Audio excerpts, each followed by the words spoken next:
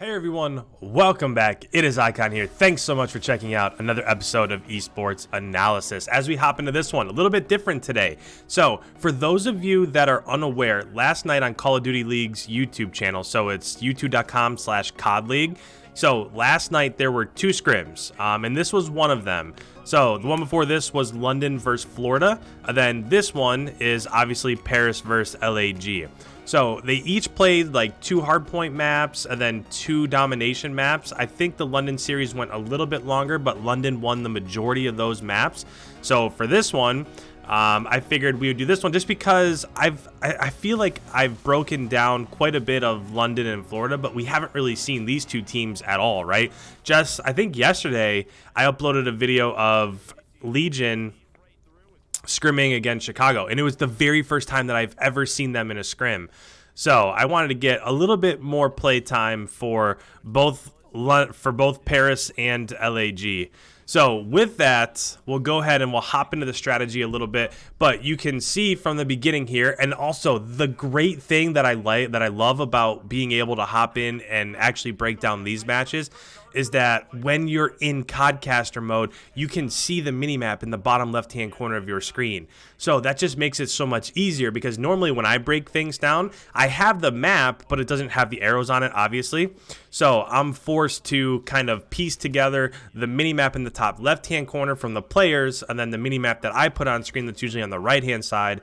And when you're trying to piece it up like that, it just makes it a little bit harder. You can still do it, but with this, it's just beautiful because you can see exactly where both teams are, how they're rotating, who has map control, and all of that stuff. So as we go ahead and hop into this one, I'll start by saying this has been a really nice job from LAG. They got that back spawn. So when the map started, they got that back P2 spawn, and they were able to hold it the entire time. So minimap in the bottom left-hand corner, you can see that all of the orange arrows have already rotated out over towards P3. And since they're in P3, now the thing that they have to watch for, I'm going to go ahead and pause this for just a second, is remember, we've talked about this a couple times on my YouTube channel that, again, I'm drawing on the minimap in the bottom left-hand corner over here. But as LAG is about to leave P2, remember, we've said most teams have been coming out towards Woods over towards P4. And then they flank all the way back behind P5. And as they flank behind P5, they want to flip spawns, right? They want to try to get this spawn back here so that P3 and then P5, they have spawns that are back there so they can get the most out of P5. Now, the one other thing that I'll point out real quick is that there is that orange arrow heading back there, right? If you look at this orange arrow inside of boxes, I don't know if he's looking back there. It's literally what we're viewing on screen right now, Luca. I don't know if he's just looking towards the back or if he's going to end up pushing this out. But if I was him, I would push it out and I would let my teammates fill from behind. But we'll go ahead and we will see what happens. Again, I love this mini map because we're able to actually see where teams are, like right there. We would have just been saying hypothetically that if you're LAG, you should be trying to push out Woods and go back behind P5. And then you should be saying, well, if you're somebody from Paris, you should be rotating back and not giving up that back spawn. But as it looks at the moment, the majority of LAG, it looks like they're sending 4 right towards B-Dom. So here comes the push here from LAG. They did it without a smoke, which is a little odd because most of the time you like to have a smoke there. They were able to overtake it, so they're in the hard point for a moment. We'll see if that stands just because Paris has that back P5 spawn, so they're going to be able to get in relatively quickly. Another big battle that happened on the bottom of the map. So over here, number 5, so Den's got a kill over here by Woods, and essentially what that did is that locked down or that shut down the push from LAG to push behind and try to get P5 spawns. Now they had a little bit of an opening to push through, but overall, Paris did a really nice job of just holding down that P5 spawn, and not only holding down the P5 spawn, but they also got all of that time inside of P3. So really nice job from them, even though... So you might have heard a little bit of Maven freaking out there in the background, and even though LAG got quite a few kills there, it's really going to be all for none because the most important thing is trying to push out this spawn. So even though they're getting all these kills, they haven't been able to flip map position. Now, I will say the one thing that they did a really nice job of is the first 35 seconds of this P3 hardpoint, they got all of those points. So that's really important, because if you're to take P4 and P5, right, if you're to kind of bunch them together, if you're the team that's spawning out, you want to get as many points inside of P4 as you can, so that if you don't have spawns for P5, that doesn't hurt you so much, right? Let me go ahead and pause this just so we can break this down a little bit. But I want you to think about this. So again, minimap bottom left-hand corner of your screen, we're at P4 over here, and then P5 is back here. So if you're the team, I guess I should have made this purple, but if you're the team that's inside of P4 and you get 40 points here inside of P4, then essentially that's going to go a long way towards neutralizing what Paris is probably going to get inside of P5. So as we go back to P5, if Paris somehow gets 50 points back here in P5, then it doesn't hurt you so much that you didn't have spawns for one of those super sticky hard points, right? Because in P5, if you have control of mid-map, you're going to spawn right on top of the hard point. So that was a really nice job. I just wanted to point that out, because if they didn't get any points inside of P4 and all they did, so all LAG did was push, trying to flip spawns over and over and over again, but they just gave up all the points inside of P4, now they wouldn't have the 50, 60 point cushion that you're seeing on screen right now. So we'll see where this ends up kind of towards the end of the first set of rotations, but my guess would be that LAG is going to have a lead, and a lot of it came from being able to hold down P2, right? They got the initial spawn that you want on this map, so they were able to hold down P2, and then they were also able to capitalize on P4 and get the majority of the points inside of P4. And if you are Paris, this probably isn't what you want to see. So they got broken. So inside of P5, Paris got broke, and they gave up the last like 20 seconds. So remember, this could have been a tie ball game, right? If Paris was able to lock down all of those points, it could have been a tie ball game. But they don't realize that Denz is behind them. Now they obviously do, because he got a kill, but Sparta's over here on the left-hand side. So right now you can see the battle. While everything's happening mid-map, and I applaud the CODcasters that are really paying attention to what's going on in this back battle, but you can see right now that Paris is over here, and they're going to be fighting for this back spawn. And Spart is also over there. So Spart is on this side of the map, and he's going to be fighting for this back spawn. So even though there's like a bunch of people flooding and dying inside of P1, and whoever's getting the points inside of P1, that's not what matters, because again, look at the time for P1, 44, 43. There's nobody inside the hill. Even though LAG is all over it, nobody's actually getting on the hill, because it just really, in the grand scheme of things, it doesn't matter. This isn't a hill where you can really... So try to apply that same logic that we did for P4 and P5. P1, everything is so close together and the sight lines are so narrow that this is not a hill where, okay, we don't have the spawns for P2. So what we're going to do is we're going to get 40 points inside of P1 so that it neutralizes in a way what the enemy team will get inside of P2.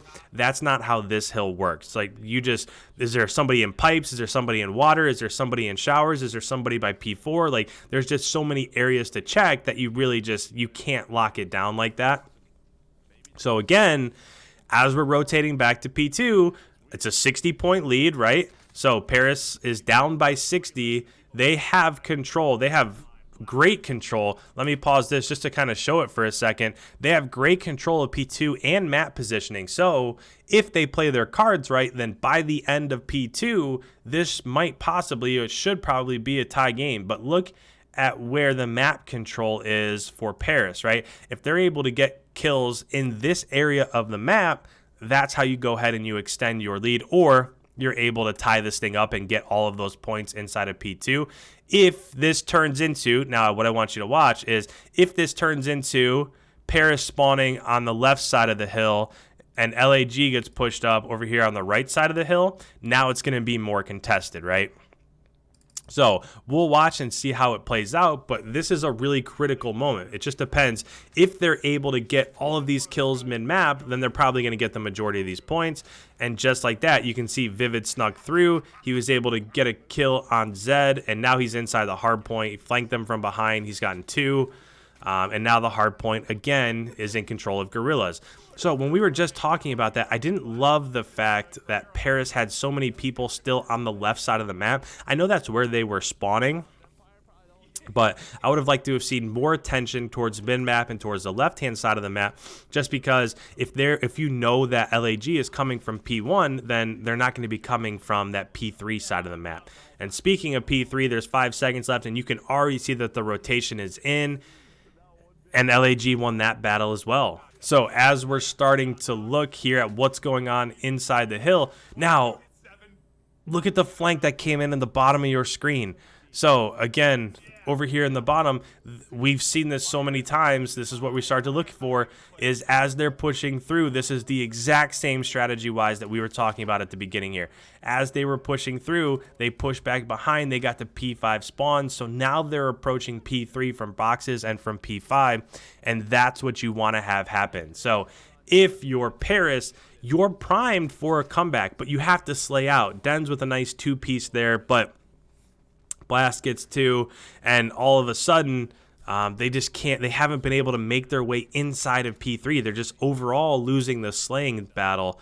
And that's the thing, is you can have all the map positioning that you want, but when it comes down to it, just like in P3, it comes down to you're on one side of the hard point, your enemy's on the other side of the hard point. So who's going to get the kills to get map control? P3 is one of those ones where it doesn't really necessarily matter what side you approach it from. It's just whoever's going to get those kills. So P4, we'll see what happens here. But if you're Paris, now your strategy has to change a little bit.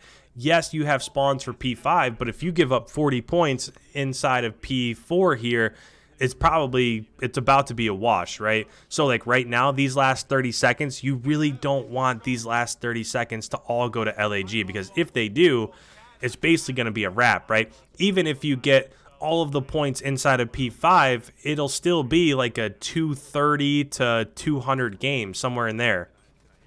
And at that point, it's probably going to be just a little bit too late, right?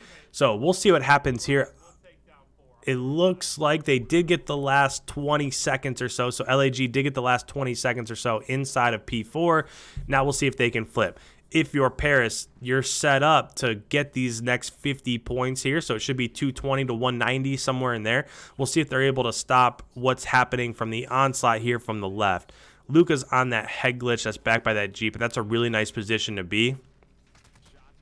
So he gets the help there from Zed, and so far they've done a really nice job of pulling down. Now comes the influx of SMGs from LAG. They're coming through the front door. Vivid with a nasty 2-piece. They are still coming from boxes, so now this has become kind of nobody has that back spawn, right? So Paris is spawning on the left-hand side of the map, LAG is spawning on the right-hand side of the map, and had Vivid been able to get 1 or 2 more, or if he had a teammate alive, then they probably would have been able to flip, and they might have been able to come close to winning on P5, but as it stands, Paris did a really nice job. They didn't get all of those points. They got like 30 of the points inside of P5. But now as we're heading to the third set of rotations, again, if you're Paris, you're in a decent spot, right? You don't want to give up. You have to, again, the strategy changes a little bit. You can't just completely ignore P1, because if you do, look, they only need 22 more points. LAG only needs 22 more points to win. But you are set up to get the majority of time inside of P2 if it rotates or if it makes it that far. So I get that they're trying to push forward and they're getting time inside the current hill. I don't love the fact. So like right now, if I'm LAG, if I'm spawning P3, I'm pushing out that left-hand flank. I'm doing everything that I can do, because look at all of the resources that Paris was putting on P1.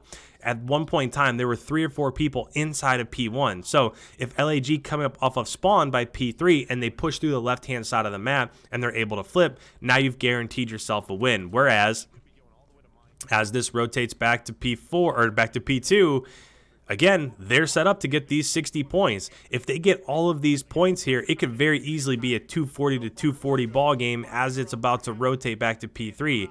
But they haven't been successful at locking down that left-hand side of the map. You can see it already. Last time on the set of rotations, we saw Vivid sneak through the back, come in, get a 2-piece from behind the hill.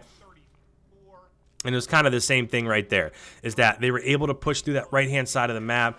I said it the last time we had this. I wish that they would have paid more attention to what was happening on that right-hand side of the map instead of having so many resources on the left-hand side of the map.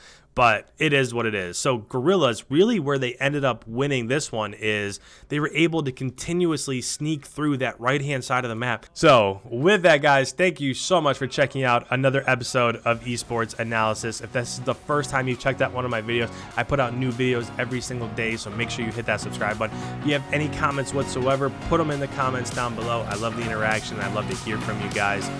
Don't forget to leave a like before you head on your way. And with that, I will see you guys in tomorrow's upload.